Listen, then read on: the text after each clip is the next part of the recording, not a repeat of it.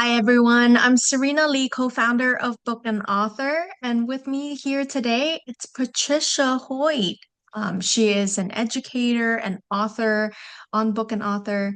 Patricia, thank you so much for spending time with me today. Thank you so much for having me. Yeah, I remember you were an educator before you become an author. Can you tell us a bit more? Which grade did you teach and did you use Lexile system in your school? I'm a retired teacher right now, and I taught in the public school system for 34 years. And I taught various grades, kindergarten through fifth grade, and different amounts of being in each grade for a number of years. We did use the Lexile system, but it was like towards later, I want to say maybe 15 years ago Mm. and to the present. And I know school systems are still using this system now because we kind of were getting into it, and we had this in between there was like two of each grade level where I live, and we would share like books on a cart that would Mm. be like a wheeling bookshelf. And what we'd do is we would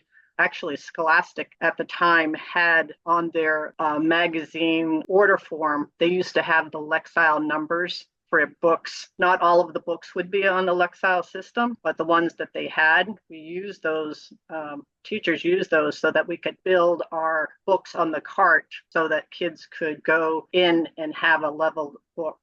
We use this program called Accelerated Reading Program, which Hmm. kids would take the STAR test basically, and it would level them for their independent level for reading. And the idea behind that was the kids would become more comfortable reading at the level that they were at. It would help teachers because it also told us where their instructional level was for reading. So they would Hmm. be placed in groups according to the instructional level. And then for their independent time, they were able to go to the book cart and pick out on their level books that they could read. And as teachers, we would like them, they have to take a test after each book that they read, but it was on the computer. So back then it was like computer time was really neat for kids because they really Hmm. didn't get much of it. That was kind of fun for them to be able to read a book and then take a test on it. And they had to score, I believe it was 70% and above, but most teachers liked them to be in more 90% to 100% before we moved them to the next level. So it was a kind of a nice program to have to accelerate their achievement as they scored 90% or 100%. Then they could move to the next level of our reading, a more challenging book. But each time they had to, read a few of those books and then they could go on to the next level. But the Lexile Yeah. measure was great to have because as teachers started, we used the Scholastic again to find the level of a book, a textbook. And so it basically, the Lexile was telling us the text difficulty for each story. And that really was helpful for teachers so that we didn't have to go and look it up. It was already there for us to see. They also had, when we were ordering our books I believe we did our book orders like in March. We had to have our, like, what we wanted for the next year in by, I want to say the first week of March. So we worked on it like during February vacation. We had to work what we wanted for our budget for the following year. And Hmm. they had a Lexile, like a catalog book where you could look up thousands of titles of books that had already had the Lexile number in there for all these books. So it was great. And I'm sure nowadays it's all online, but for teachers, because there was only like we didn't put our input for our budget into the computer at that time, only the Hmm. secretary of our school system did that. So for us, we would look through the catalog, and that's how we would do our orders. So we'd write it out on paper and do it that way. But I'm sure nowadays everyone's online and doing it through the computer system, probably themselves, and it's probably overseen by someone, in the school system to make sure that they ordered it correctly. Yeah, thank you so much for walking me through that. And, you have so many years of experience in this space and just seeing how things evolve. But I think one thing stands pretty clear to me. These system, whether it's accelerated reading or whether it's Excel systems, it help take the guesswork out for the educators because each child is different, right? They grow at their own speed, and it helps you guys as teachers to provide the right materials for the children to read at their Right. level. Right. I mean, just to remember, just because children are in the second grade doesn't mean that they're reading at the second grade level. So tests that are given to children, they are important because it helps them be successful at the level that they're at, and then also to move forward and to increase their knowledge of stories and books at an Yeah. instructional level. Teachers are able to, get them and hopefully move them forward to where they need to be. But it doesn't have to be like, say, if you're in second grade, you don't, and say you don't ever get to your second grade level, but you have moved forward. It's all about the Hmm. progression of moving forward. And not everyone has to be at the same place just because that's what the grade level says you're at. And then there's some kids for the accelerated reading program. I mean, just the name of it is great because, accelerated means, wow, it sounds like I'm good enough to be on an accelerated level. Yeah. So that I like the name of that, and it, I think, helps kids' mindset thinking that, oh, this sounds like, I'm doing well as a reader. And every step that you make in reading obviously is a positive one. The more you can read, the better you are in your future.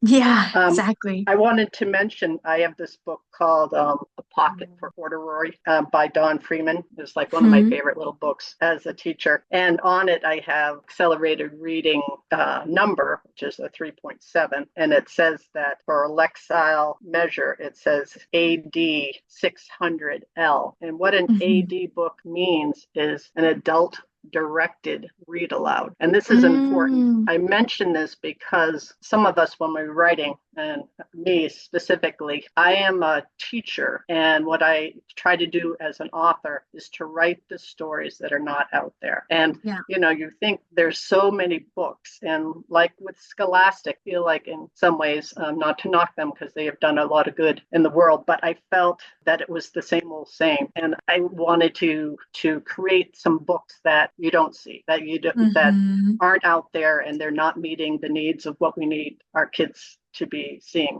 And so I'm creating more educational stories. And what I mean by that, it's a story, but it also gives teachers or homeschool moms or any kind of educator or parent other things to do with the book other than just to read it. So, like, say, for example, the bakery shop book that I wrote, it has Hmm. donut fun facts in it. And then it has, so it's a story about donuts, and then it has a visual donut recipe that you can make with your kids. And then it has comprehension questions, but it also has puppets in the back so kids can role model and recreate their story themselves. And for me as a teacher, role playing and bringing kids back to hands-on learning is so important for kids to not just to be in front of a screen the whole time, but also to really enjoy a story in so many ways. It doesn't have to be a one read and done, a way to keep reading the story or then the kids are to act it out themselves. I love that. So having an AD on your book is worthwhile for those people who are looking for Lexile measures that are adult directed read aloud. So that special code on the book really helps librarians and educators who are looking for the read alouds, versus the child reading the book themselves. There's a big difference there. And so I think it's worth it. So for me as an educator, you didn't bring it to my focus until I had watched the Lexile measure. I think Book and Author had it on like a talk, kind of like this, but it was a Yeah. visual talk. And I was just like, oh my gosh, I totally had forgotten that is an important thing to have your book leveled at, because then it's reaching a whole nother area of people. So to have library card catalog, I have a number in my book for that, and that hits all Hmm. library, and it's in a catalog Exactly. right in the system. But I totally forgot that having a Lexile measure is so important because it's reaching a whole nother level of people that are looking for books. So it's definitely beneficial to have this done. I haven't done it on the books that I have, but I hope in the future. I have two books that are in the process of being illustrated, but I will definitely get them Lexile measured because for that reason, so that most most of my stories are AD, will be AD, whatever the number, because I add those extra things in my books, like, a donut recipe and a comprehension question. So those aren't really strictly for like kids to read. It's more an adult to take the book and read it aloud to kids and then do these fun activities with the children. Yeah, I want to double tap on that because, first of all, I love that you are making books that are not just for children reading, but actually offering activities. It's almost like it's more than a book. It's a resource, it's a toolkit for the kids to interact with adults in their household and their classroom. And that, it's great to be able to, through, say, Lexile, to have that stand out, right? So people know the difference between that versus just, any other book that talks about donuts, for example, Right. or maybe a book about donuts, but just covering the shapes or numbers, right? So I love that you touch on that particular use case there. I think, from book and author's perspective, we always want to provide resources to help authors, whether you're traditional publish or self-publish, to rise up to a certain level of standard so that it's easier for librarians and educators to purchase your book, to find your book among millions of other titles. So to that front, I think, Lexile generally, could be pretty costly, right? Especially for, say, a self-published authors where resources may be limited. And so for us, we are always on the lookout to advocate for the entire community of authors. And so we were able to secure the discounted official Lexile measures for our author members. So it's discounted at $79 per title. What advice, Patricia, do you have for authors that are just getting Lexile measures for the first time? Maybe they're in the process of writing, or maybe they already have a book published. Do you have any advice on what to expect from, getting this Lexile measures? Well, I would say going forward, I mean, because once you have your book published, like inside your front cover or where your copyright is, you could write added the Lexile measure there, like you would for Mhm. your Library of Congress catalog number. So you could have your LCC number there, and then you could have your Lexile number. And having it right in the beginning of a book would be so helpful because teachers could just open, because teachers usually open and they read that, because sometimes in books on that page it might say those two things, but it also could say educators have permission to copy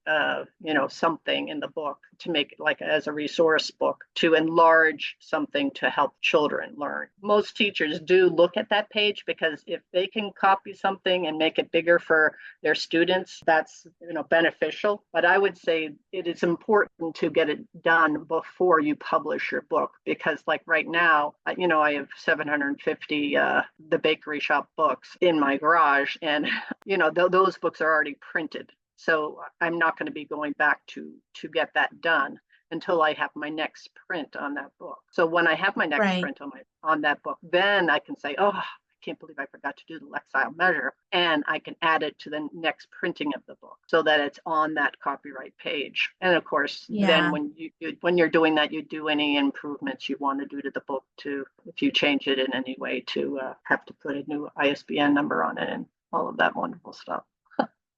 I love that. To That's a make those great idea. Basically, working Lexile measures as part of your book developing process, right? right. So It's that just it's, that added thing, yeah, because more people will be able to see it, because it'll be in a whole nother, like another profile, like in the Library of Congress. Then you have, this Lexile measure, and you could even probably even put your guided reading number in there. I mean, just to be more helpful to anyone that's picking up the book, or even parents, for that matter, to see what grade level it's at, if it's appropriate for their child, depending where they are, what level they're reading at. that sounds great. And I think for people that have already had their book published and, they may feel that it's too late to add it to the copyright page, I think they can still add it to their website to Amazon, to their book and author page so that, it's still Right, visible to exactly. others. And plus, it's Exa- part of the Lexile official catalog as well. That's online now.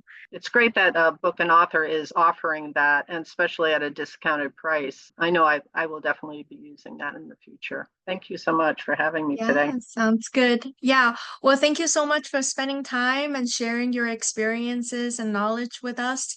Patricia, you have a wonderful day. You too. Thank you so much.